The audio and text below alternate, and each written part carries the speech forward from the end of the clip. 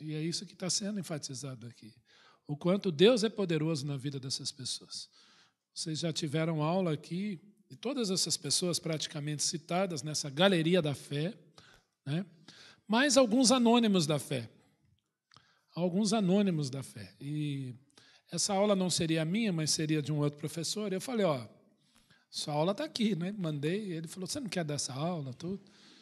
Aí nós pedimos a autorização do Marcos e nós conseguimos, então, poder dar aula, né, Marcão?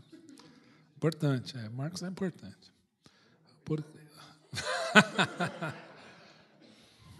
Amém. Né? E por quê? Porque há uma parte aí do texto da Galeria da Fé que vai falar de irmãos que não são famosos. Eu não sei se esse barulho são dos outros 2 microfones. Se puder mutar, vê se o seu está mutado, Marcos. Então, beleza. Então, eu não sei se é por causa deles, mas vamos lá, a gente vai ajustando. Então, o tema dessa aula é mártires e outros mártires. Eu já dei essa aula uma vez aqui nas férias, né? Não lembro quantos estavam aqui, mas foi uma aula de férias que eu preparei sobre os mártires da fé. E o texto vai falar exatamente disso, né? Homens dos quais o mundo não era digno e que já não estão mais entre nós, mas são chamados de heróis da fé também, ou estão nessa galeria de pecadores que professaram a fé no Senhor. Mártires e outros mártires. Eu que vou passar, né? Você sabe dar a razão da sua fé? Essa é uma pergunta que eu tenho certeza que foi dita aqui algumas centenas de vezes, né, Marcos? Você sabe dar a razão da sua fé? Qual a razão da sua fé? Se alguém chegar para você e perguntar por que você crê nesse Jesus? Por quê? Quem é ele? O que ele faz na sua vida? Talvez você diria... Eu vou contar uma experiência que aconteceu comigo. Teve uma festa lá no Mackenzie chamada Festa em Família. É uma festa anual, né? E a gente reúne pessoas, alunos do colégio, da universidade, suas famílias. Aquilo fica com milhares de pessoas ali. Tem brinquedo para as crianças. É um momento muito gostoso, né, da festa em família. E tinha uma tenda ali, né? Não era tenda para limão, não é nada disso. Mas era um grupo evangelístico. E aí eu encontrei um ex-aluno meu, que é da ABU, da Aliança Bíblica Universitária, ele falou assim, vai lá para aquela menina te evangelizar, mas finge que não é crente. E era o Vinícius, menino muito engraçado. Eu falei, olha, eu vou fingir que sou testemunho de Jeová. Ele falou, não, vai lá. Aí eu fui lá, né, na tenda. Falei, oi, pois não. Ela, pois não, para mim. Eu falei, pois não, o que você tem para me dizer? Nós estamos aqui para doar amor. Eu falei, é mesmo? E como é que é isso? Não, a gente quer amar as pessoas. Eu falei, minha esposa está ali, ela é brava. Você é bonita, eu falei para ela, né? Aí ela falou assim, não, é porque o amor e não sei o quê, não sei o quê. E eu comecei a atiçar a menina para ver se ela falava de Jesus para mim. Foram uns 10 minutos assim, provocando, e ela não falava. Eu falei assim, sabe o que é? Eu sou testemunho de Jeová. Me falaram aqui que você tem amor para dar, eu vou de casa em casa... Eu coloco revista Sentinela, Despertar, porque eu não quero ser destruído na Armagedão. Eu fui falando assim, né? E ela foi fazendo aquela cara de conteúdo, olhando para mim assim, e não falou de Jesus para mim. Eu falei, querida, eu sou pastor da Igreja Presbiteriana do Brasil, estou tentando aqui 15 minutos que você fale de Jesus para mim. Você acabou de mandar para o inferno. E se Jesus voltasse agora? Agora, não fique brava comigo. Quem mandou foi aquele cara ali, ó. Ele foi meu aluno, Vinícius. Aí ele, sarcástico, né? Ele é muito engraçado, ele começou a fazer assim para ela, né? E aí eu soltei essa pergunta, você sabe da razão da sua fé? Ela falou, pastor, eu não sei. Começou a chorar ali. Eu fiquei com a consciência pesada alguns dias. Mas valeu, porque outro dia eu a encontrei, pastor, agora eu sei, hein? Sei falar de Jesus agora, hein? E eu falei, anota aí, separa 2 textos que falam de pecado, o homem está condenado, 2 textos que falam de Jesus, por que Jesus? Né? Aí eu fui explicando para ela, quase fiz o apelo ali, mas acho que ela já era sábia. Você sabe da razão da sua fé? A sua fé tem razão? Qual é a razão da sua fé? Né? Qual é o melhor argumento da sua fé? Hoje nós vivemos muito o campo das ideias, o campo da palavra. Por quê? Nós somos, entre aspas, gregos, tirando o Silvio aqui, nós somos gregos.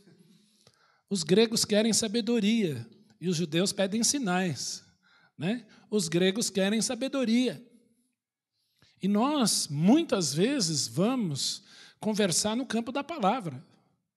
E Deus levantou o apóstolo Paulo, teólogo judeu, fariseu, mas conhecedor da cultura grega, da cultura romana, para traduzir em palavras Jesus para nós, entre aspas, gregos, que precisamos de sabedoria, precisamos da palavra, precisamos entender. Nós gostamos do campo das ideias.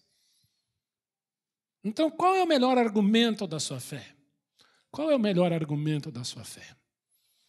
Talvez eu diga assim, bom, se você não concorda comigo, eu estou de mal. Ou se eu não concordo com você, eu vou dar um jeito de fazer alguma coisa. E nós vimos na história que algumas pessoas mataram por um ideal.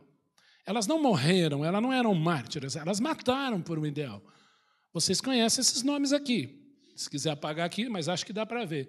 Mao Tse-tung, Adolf Hitler, Joseph Stalin e Idi Amin Dada. São pessoas que mataram. Eu não sei quantos assistiram um filme, se não conhece a biografia de Idi Amin Dada, assiste um filme chamado O Último Rei da Escócia. Mas assista em jejum, que se for depois do almoço, talvez você vá passar mal. Mas é uma história real desse homem aqui, é o Forrest Whitaker, aquele ator americano, que protagoniza Idi Amin Dada. Eu lembro de Idi Amin Dada quando eu era criança, eu tinha medo dele.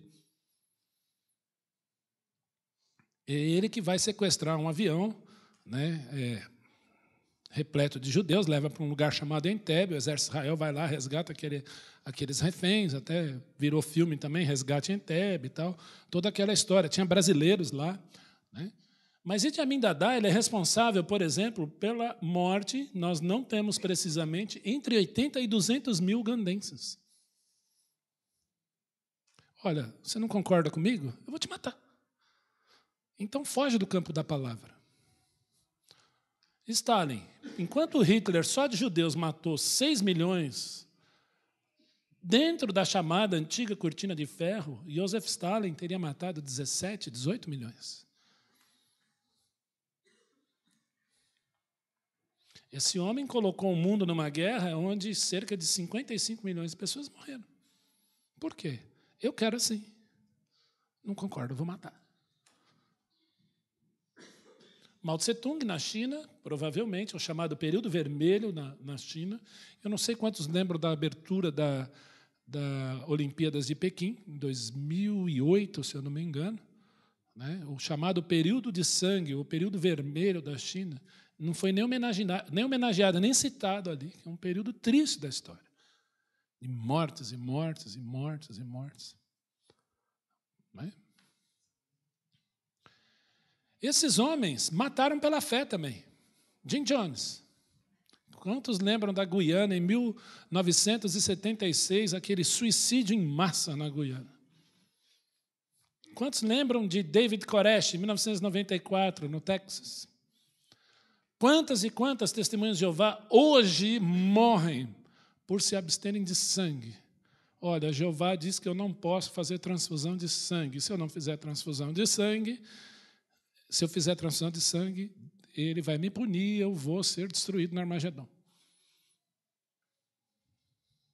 Vocês terem uma ideia, nos anos 80, um ex-ancião da Assembleia de Jeová, hoje nosso irmão em Cristo, ele foi convidado por um irmão rico do Salão do Reino, né, o filho, bebê, estava doente, e os médicos falaram, olha, ele tem que fazer transfusão de sangue. E aí ele falou, olha, eu sou testemunho de Jeová, não vai fazer transfusão de sangue. Ao médico aqui a gente sabe o rolo que isso dá. E aí eles sugeriram que é o seguinte, olha, nós vamos pegar o bebê, colocar no helicóptero, e assim nós vamos com o helicóptero embora, ele pode morrer em paz. E ele falou, não, espera um pouquinho, isso é insano. Que lei é essa? Na sexta-feira nós fomos cantar na hemodiálise ali do Hospital Cruz Azul, né? Estava eu, o Fernando ali, período bom, gostoso. É ótimo cantar na hemodiálise. Anderson é uma maravilha, as pessoas não podem sair correndo.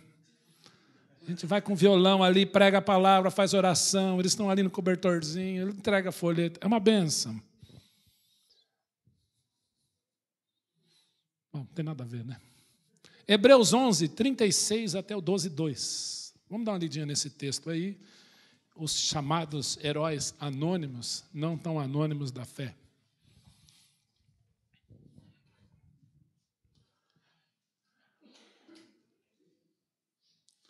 Marcelo, Pode ler o 36 até o 12:2. Pode ler tudo.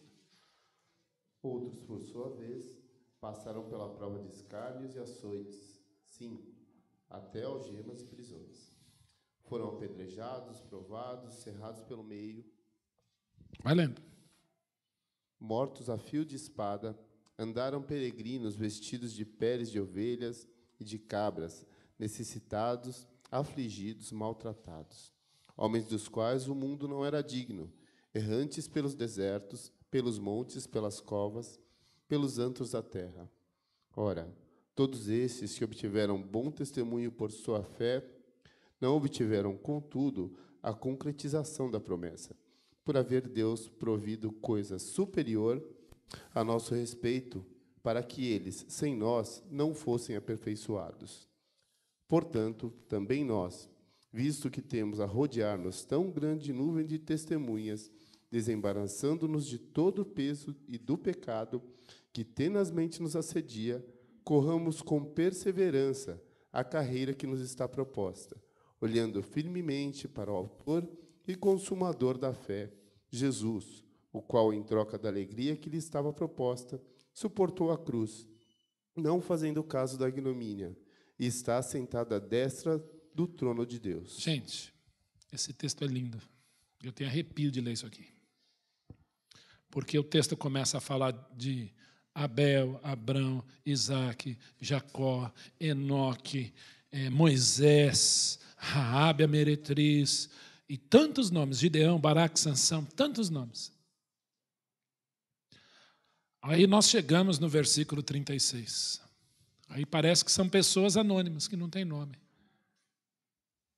Mas hoje eu queria trazer alguma delas do anonimato e tornar seus nomes conhecidos. Algumas.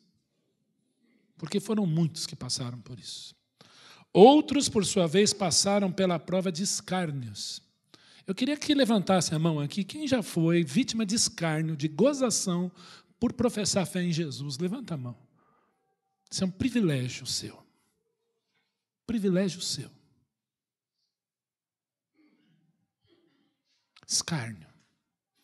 E escárnio não é uma gozação, olha lá o crente, não. É rir da sua cara. Vai para a igreja hoje, vai pegar o 10% lá, e não sei o quê, e falam mesmo. Aleluia, glória a Deus. E riem de você. Escárnios. Mais ainda, olha como a coisa vai a progredir. De escárnio para açoite. O apóstolo Paulo. As pessoas são açoitadas por Cristo hoje, agora, enquanto você está aqui. Algemas e prisões. Quantos já foram algemados e presos? Recentemente, um pastor abriu a Bíblia, pregou Romanos 1, 18 a 32, acabou o culto, ele foi preso. Ele expôs a palavra. Ele foi preso, e domingo passado nós falamos, Jesus não mudou. Foram apedrejados, foram provados. Há um livro chamado, vou tentar lembrar o nome dele, Torturado por sua fé, Haralan Popov. Esse irmão, se eu não me engano, na Romênia, ele estava diante de um soldado comunista, que pôs a arma na cabeça dele e falou assim, nega o seu Jesus, senão eu vou te matar. Ele falou, eu não posso, pode puxar o gatilho. Esse soldado guardou a arma no bolso, fechou a porta e falou assim, eu quero esse Deus para mim. Porque a sua fé, de você a ponto de morrer por ele, esse Deus é diferente. Eu quero esse Deus para mim. Isso é prova. Provados. E nós negamos o Senhor, às vezes, por muito menos. Cerrados pelo meio. Inquisição. Quantas máquinas de tortura. Vá aos livros, dê uma olhada. Mortos ao fio da espada, todos os apóstolos praticamente foram mortos assim.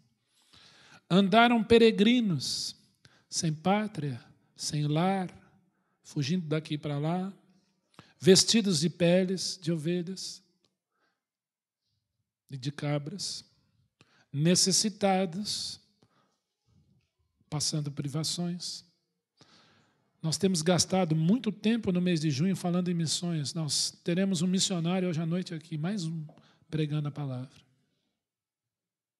Por que nós levantamos aquela oferta especial, pastor Epitácio? Pastor, isso é para você. Precisa cuidar de você. Porque os pastores, conforme envelhecem, estão sendo abandonados no campo hoje. Nós temos muitos exemplos assim. Estão esquecidos. Você está cansado, não presta mais. Afligidos, maltratados, homens dos quais o mundo não era digno. Me dá arrepio pensar que há homens que morreram porque o mundo não era digno deles, da presença deles, da bondade deles, da unção deles, do destemor desses irmãos. É melhor morrer, porque o mundo não é digno de vocês. Errantes pelos desertos, pelos montes, pelas covas, pelos antros da terra. Eu gosto muito da expressão antros da terra. O dia que eu vi uma igreja chinesa se reunindo no subterrâneo da China, enquanto as pessoas louvavam ali, e se cantava muito alto, um irmão batia para eles cantarem mais baixo, para que a polícia não ouvisse. Pelos antros da terra, pelos undergrounds da China, para que não fossem ouvidos. E aqui nós temos porta aberta. Ainda.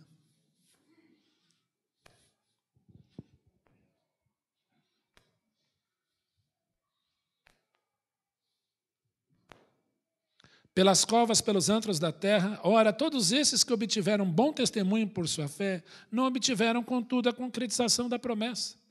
Foram mártires, morreram. Vão ver a glória do Senhor. Hoje estão na presença do Pai, mas não obtiveram a promessa que tiveram. Não obtiveram ainda. Mas, por haver Deus provido coisa superior a nosso respeito para que eles, sem nós, não fossem aperfeiçoados. Esse versículo é muito importante. Sabe por que esses irmãos foram martirizados, são martirizados? Para que eles fossem aperfeiçoados conosco. O testemunho deles é para que nós sejamos incentivados. Meu Deus, o que eu estou fazendo com a minha fé?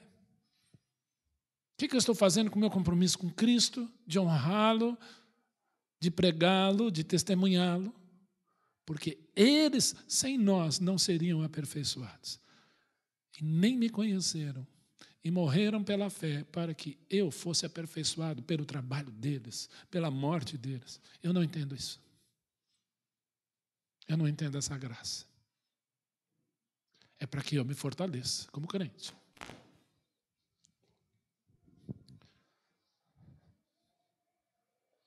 Portanto, também nós, visto que temos a rodear-nos tão grande nuvem de testemunhas, esse texto eu presumo que já tenha sido lido muitas vezes aqui também, uma grande nuvem de testemunhas.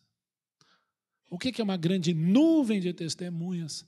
É um número muito grande de gente desembaraçando-nos de todo o peso e do pecado que tenazmente nos assedia. O que é peso? Peso é uma coisa que é amarrado no seu pé para que você não saia do lugar. Peso. Peso é uma coisa que te põe para baixo, ao ponto de você não querer se movimentar. Eu lembro do Marcelo Negrão, que era jogador de vôlei da seleção brasileira. Ele conseguia bater uma bola a mais de 3 metros. E ele treinava lá no meu clube e eu ficava olhando ele treinar. Então, levantava a bola, ele, bem, cada bolachada que ele dava na bola, eu ficava, uau. Mas aí eu vi o segredo, era amarrado um pezinho no pé dele. Em cada pé, ele saía correndo e dava impulso para bater. A hora que tirava o peso, gente, ele parecia um homem voador. Ele parecia um homem voador batendo naquela bola. Foi um dos grandes atacantes da seleção brasileira, da Olimpíada de 92 em Barcelona, a primeira medalha de ouro que o vôlei brasileiro ganhou. E Marcelo Negrão é o nosso irmão da Igreja Batista, para quem não sabe. Conheci a mãe dele, almoçava no restaurante da mãe dele, ali onde eu dava aula, ali na Vila Olímpia. Mas era interessante quando ele estava livre dos pesos, como ele batia a bola lá em cima. E pau! Peso, tira o peso. E o pecado que tenazmente te assedia. Qual é a temática de Hebreus 11? Qual é a temática de Hebreus 11? Fé. Fé. Qual é o pecado que tenazmente te assedia? E, gente, é assédio. Você sabe o que é assédio? Assédio é uma coisa assim, que vem pelas beiradas, que vem devagar. Você não frita o sapo com óleo quente, gente. Você frita o sapo com óleo frio. E a hora que ele está confortável no óleo, você liga em fogo baixo.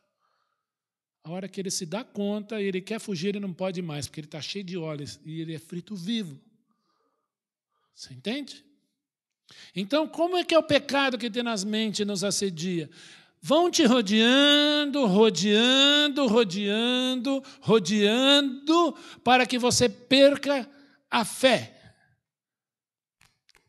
O problema não é da vida cristã, chama-se falta de fé.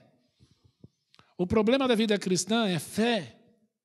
Por isso que logo em seguida nós lemos aí, olha, corramos com perseverança. Porque crente precisa perseverar mesmo, e essas palavras não são minhas.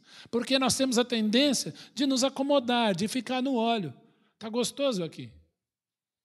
E a Bíblia diz, não, é com perseverança. A carreira que nos está proposta. Eu queria que você fizesse essa pergunta para você. Qual é a carreira que Cristo está propondo para mim, para que eu a persiga com perseverança? Com muita fé. Você tem? Você sabe responder isso? Eu não sei. Eu não sei qual é o norte espiritual que Jesus quer para mim. Eu sei o meu. Eu não sei o seu. Com perseverança para a carreira que nos está proposta. Como? Olhando firmemente para o autor e consumador da fé. Qual é o nome dele? Jesus. O qual, em troca da alegria que lhe estava proposta, suportou a cruz, não fazendo caso da ignomínia ou do escândalo, está sentado à destra do trono de Deus. Se Cristo foi perseguido, irmãos, esses irmãos também foram. Se Cristo morreu numa cruz de uma forma tão violenta, esses irmãos morreram pela mesma coisa. Por isso que são chamados mártires da fé. Vamos tirar alguns do anonimato hoje. A fé tem apenas um autor. Quem é? Jesus. Eu gosto muito dessa frase que o Marcos usava já há muitos anos atrás, algumas décadas atrás, né, Marcos? O resto é fé pela fé. É fé na fé. Às vezes as pessoas dizem para você, sabe, eu tenho muita fé. No hospital a gente vai cantar lá, né? Eu ouvi o Fernando aí. A gente vai cantar lá no hospital. A pessoa diz, puxa, obrigado pela música, obrigado pela palavra. Sabe, eu tenho muita fé. Eu pergunto, fé no quê, senhora? Fé no quê, moço? Fé no quê, senhor? A sua fé em quê? Na sexta-feira nós vivemos uma experiência diferente. O pastor Eber, que é o capelão, e hoje abriram as portas, nós vamos cantar nas UTIs. Falei, vamos lá, então vamos orar. E nós cantamos nas UTIs, pessoas em coma. Aí uma hora fomos cantar e orar por uma senhora em coma, já há muitos meses.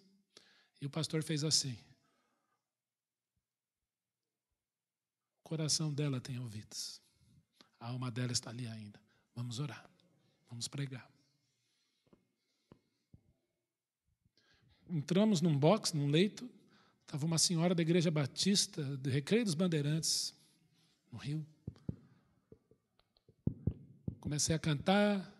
Começamos a cantar ali. Ela disse, que bom. Fez para a filha. Tira uma foto.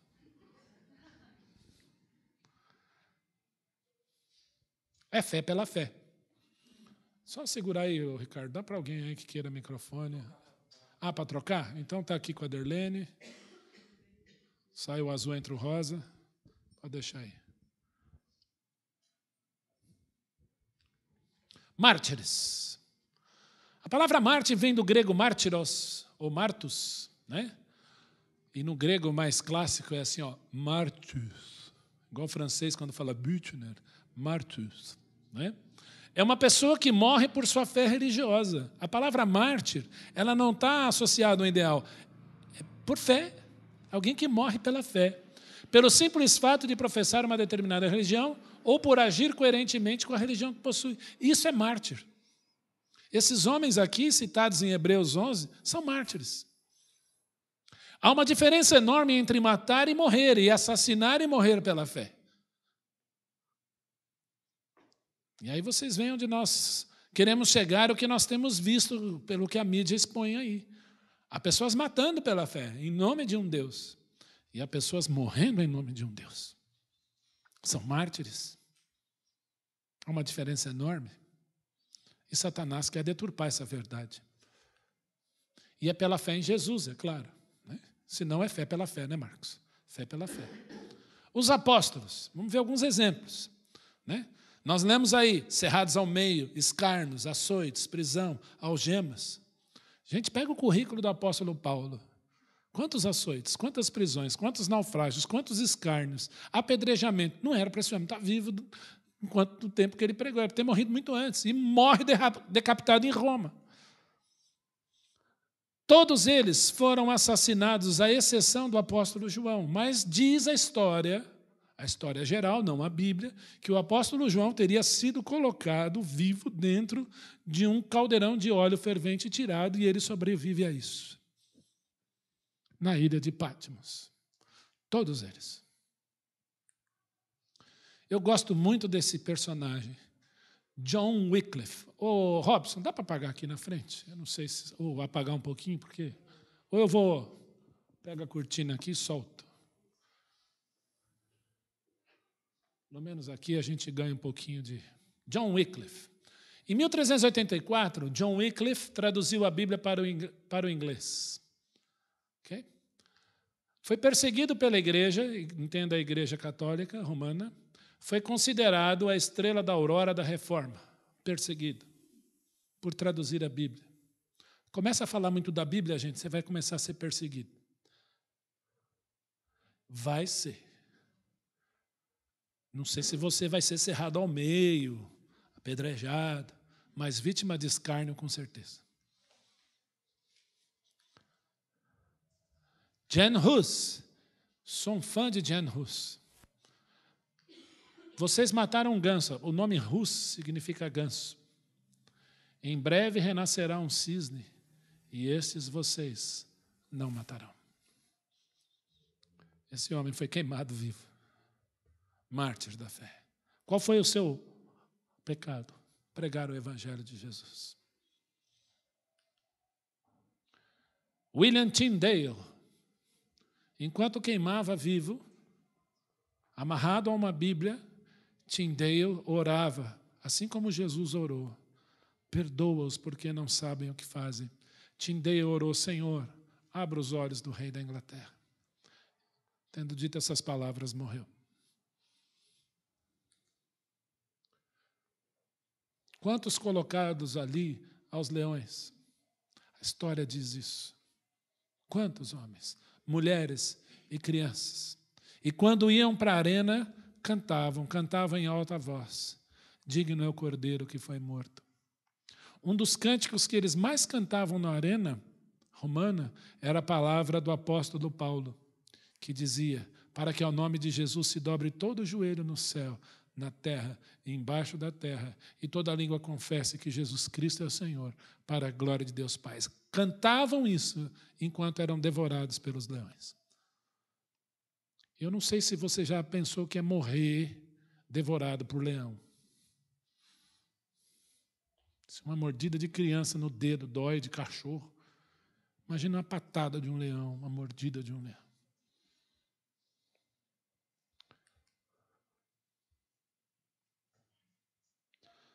Essas são palavras de mártires. Sou como o trigo debulhado de Cristo que precisa ser moído pelos dentes das feras antes de se tornar em pão. Depois disso, era comido pelos leões e recebido na glória pelo leão da tribo de Judá. Não há leão que possa nos calar. A Bíblia fala que Satanás ruge como leão. Mas leão só tem um. O leão da tribo de Judá, a raiz de Davi, Jesus de Nazaré. Eu queria falar dessa aula e eu gosto de dedicar essa aula à memória de irmãos. E nós não podemos desprezar a nossa história. Nós não podemos desprezar a reforma. Nós não podemos desprezar os irmãos que antecederam a reforma e morreram, foram mártires por traduzir a Bíblia. Eu não estou fazendo aqui uma invocação a mortos, mas precisamos respeitar a memória desses irmãos e o que eles fizeram. Senão você não estaria sentado aqui com uma Bíblia na mão. Você pode ter certeza. E nós queremos não perder a história. Se tem uma coisa que brasileiro faz, é jogar a história no lixo o tempo inteiro. Ah, isso não é da minha época. Não diga esta frase. Vá para a história e leia. Apesar de não ser da sua época, é história. E não podemos desprezar a memória dos nossos irmãos, dos mártires do Evangelho. Policarpo, bispo de Esmirna, em 152 depois de Cristo, discípulo de João, foi morto à espada por pregar o Evangelho.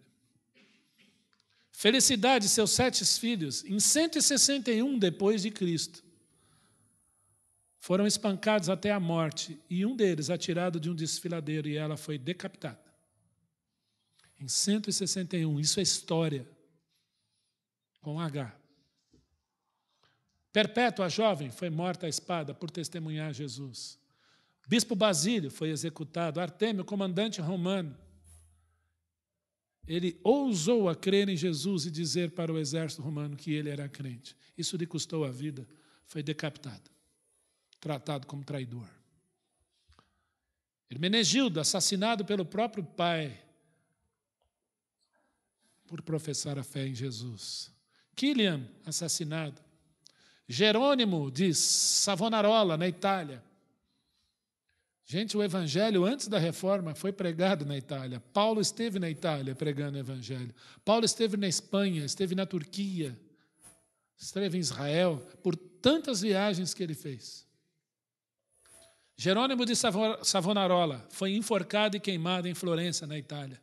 Jerônimo de Praga foi queimado vivo e as suas últimas falas, as suas últimas frases foram registradas. O nosso Senhor, quando sofreu a morte por mim, que sou o mais miserável dos pecadores, levou sobre a sua cabeça uma coroa de espinhos. Por amor a ele, levarei esta coroa também. Quando atearam fogo, cantou um hino, e suas últimas palavras foram: a ti, Cristo, ofereço esta alma em chamas. John Brown, queimado vivo em 1517. Thomas Mann, queimado vivo em Londres em 1519. Thomas Harding, queimado vivo, as pessoas que trouxeram lenha para alimentar a sua pira. Aqui era um M, eu digitei vírgula, tá? Ganharam 40 dias de indulgências da igreja para pecarem à vontade. Aí, traz lenha para matar o protestante lá e tacaram fogo. 40 dias de indulgência, carnaval. Se der, pega um avião, vão para o Brasil, que lá o bicho pega.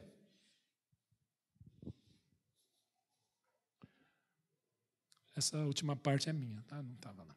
John Hooper, queimado vivo, repetiu a oração de Estevão ao morrer. Qual foi a oração de Estevão? Senhor Jesus, recebe meu espírito. Atos 7, leia lá. Senhor Jesus, recebe o meu espírito. Senhor Jesus, está aqui minha vida. Oração de avião, hein? Senhor Jesus, recebe o meu espírito. Oração quando você entra com o carro em algum lugar aí, né? Você fala, ai, onde estou? Senhor Jesus, recebe o meu espírito. E a gente tem que orar assim todo dia. Aconteça o que acontecer, Senhor, eu sou teu. Em memória dos milhares de protestantes assassinados entre os anos de 1814 e 1820 no sul da França. Essa noite vai vir um pastor aqui, pastor reverendo Paulo Sicoli. Paulinho. Reverendo Paulo Sicoli, pastor Paulo Sicoli, está indo para o sul da França. A sul da França hoje é praticamente islâmica. Praticamente islâmica. As igrejas estão fechando. E a Junta Nacional de Missões, a Agência Presbiteriana de Missões Transculturais, Pediu socorro para os irmãos do sul da Europa. Ah, ser missionário da Europa. Ele estava muito bem na Islândia, trabalhando lá, missionário na África. Agora vai para um outro lugar, porque alguém está pedindo ajuda.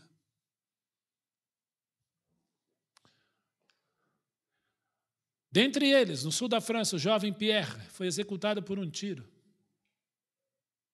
O senhor Blanchet, no sul da França, foi executado com uma foice e queimado vivo. Gente, nós estamos falando do século XIX.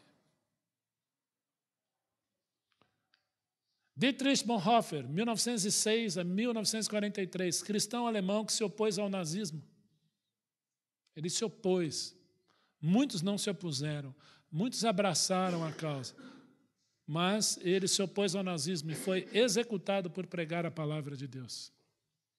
E muitos foram colocados em campo de concentração vivo e morreram de fome, de privações, enquanto pregavam o evangelho do Senhor Jesus nos campos de concentração para centenas e milhares de judeus que ali estavam.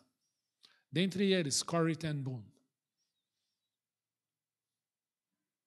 Corrie ten Boom colocou a célebre frase: não existe abismo profundo onde o amor de Jesus não seja mais profundo ainda. Enquanto esteve em campo de concentração, pregou o evangelho. E muitas mulheres judias aceitaram o Senhor Jesus como Messias através do testemunho dela. O pastor David Yonggi Cho, parente meu aqui, né? Foi enterrado vivo com a família por propagar a palavra de Deus na Coreia. Enquanto eles eram enterrados vivos, amarrados numa cova e jogando a pá, as crianças choravam, a esposa chorava, e ele dizia: família, não se preocupem, nós daqui a pouco vamos jantar com Jesus no céu, ele está nos esperando lá com um banquete. E assim morreram.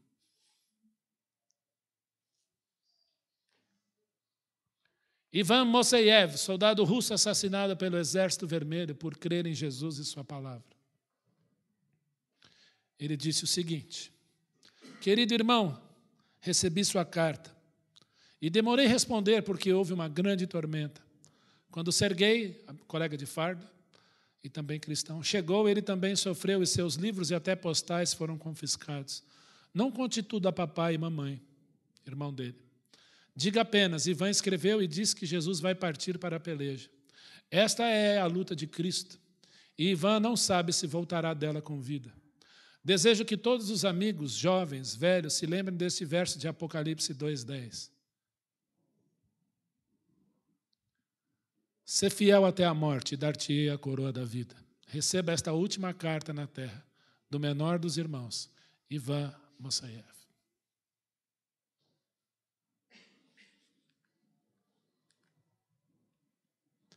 Atualmente, cerca de 160 mil cristãos foram martirizados só no início desse milênio.